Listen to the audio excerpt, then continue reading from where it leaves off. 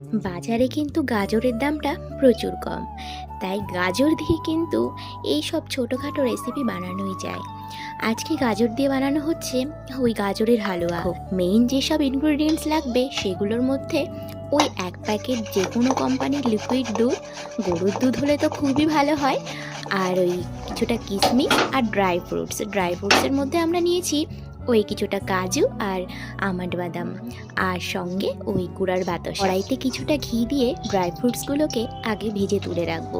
তারপরে গাজরটাকে গ্রেট করা গাজরটাকে একটু লবণ দিয়ে ভেজে নেব। সামান্য ভাজা হয়ে গেলেই এর ভিতরে আমরা লিকুইড মিল্কটা অ্যাড করে দেবো।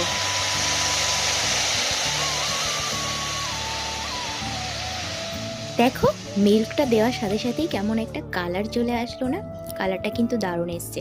এরপরে কিছুটা এলাচ দিয়ে নেব, পর এটাকে একটু জাল হতে দেব। চলো ততক্ষণে আমরা পাউডার মিল্কটাকে গরম জলের সাথে গুলে রাখি।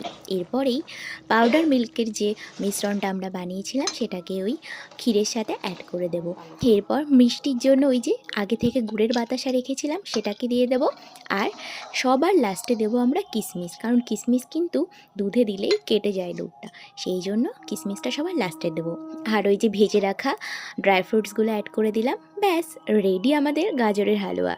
এটাকে তোমরা ওই শুকনো শুকনো মাখা মাখা করেও করতে পারো, আবার এরকম ঝোল ঝোল করেও করতে পারো। বাড়িতে অবশ্যই ট্রাই করো কিন্তু। টাটা।